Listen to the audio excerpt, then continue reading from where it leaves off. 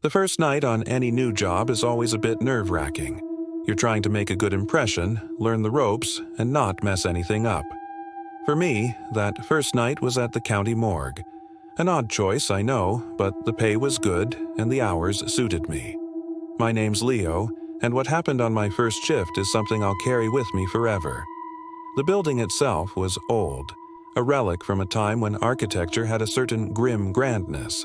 Long, sterile hallways, the constant low hum of the refrigeration units, and the faint, persistent smell of antiseptic. My supervisor, a weary-looking man named Arthur, gave me the grand tour. He pointed out the receiving bay, the examination rooms, and finally, the cold storage. Rows upon rows of stainless steel drawers, each a silent, final resting place.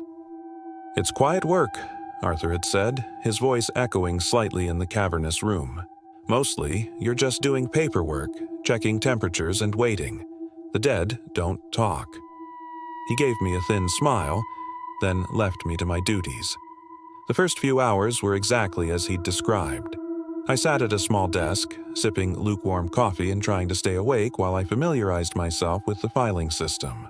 The silence was profound, almost heavy. It was the kind of quiet that makes you notice every little creak of the building settling, every distant rumble of traffic.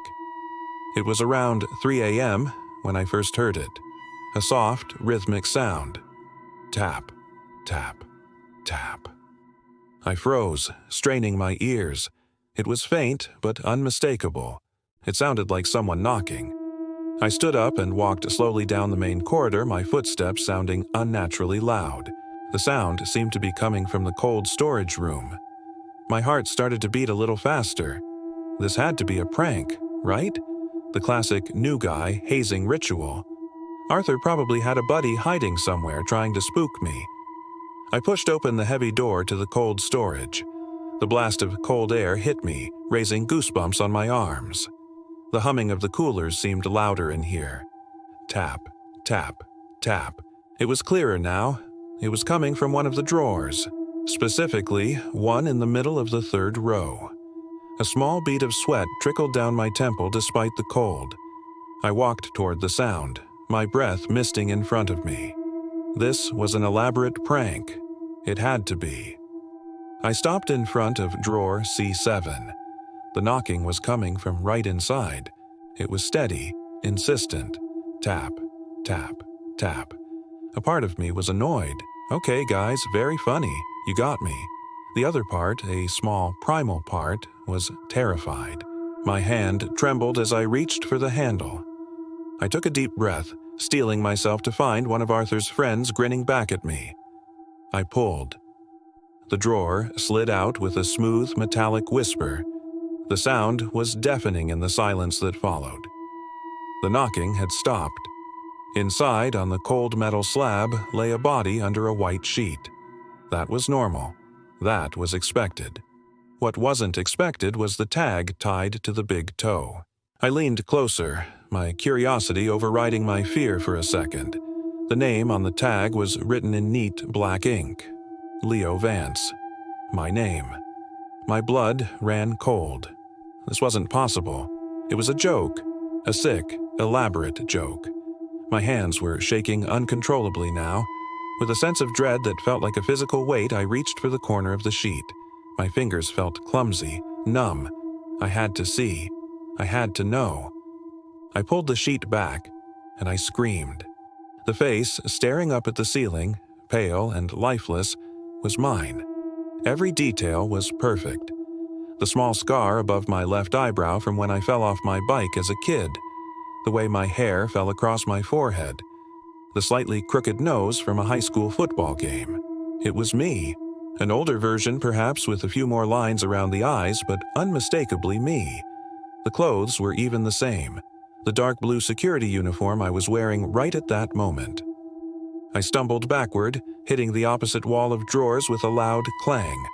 My mind was racing, trying to make sense of the impossible sight. Was I dreaming? Had I fallen asleep at the desk? I pinched my arm, hard.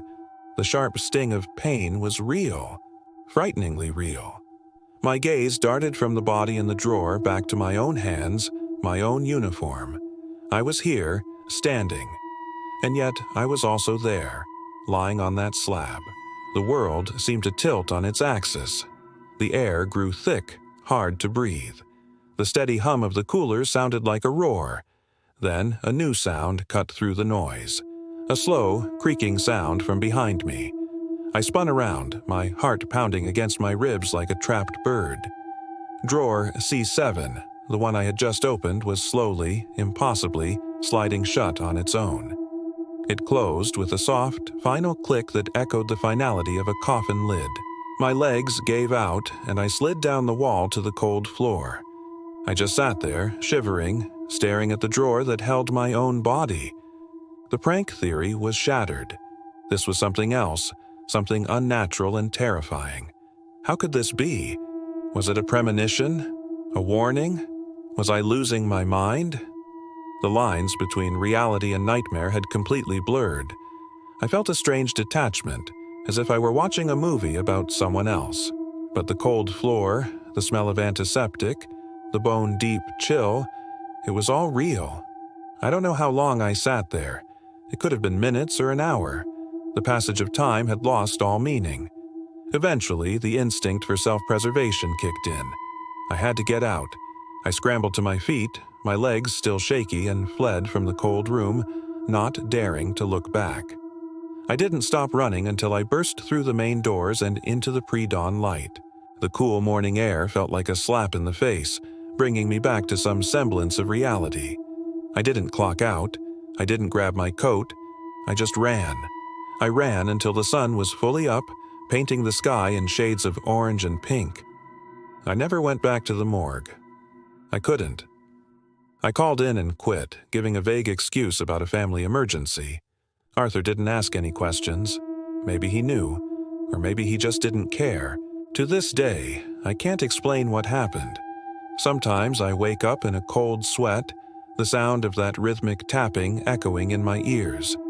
I check my reflection in the mirror, half expecting to see the pale, lifeless face from the morgue drawer staring back at me. I try to live my life differently now. More carefully, I avoid unnecessary risks.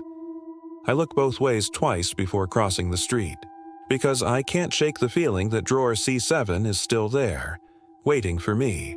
And one day, I might not be the one on the outside looking in. The dead don't talk, Arthur had said, but that night, one of them did, and it told me a story I never wanted to hear. Thanks for tuning in. I hope this story sent a chill down your spine. If you enjoyed this journey into the unknown, don't forget to hit that like button and subscribe for more tales that will haunt your nights.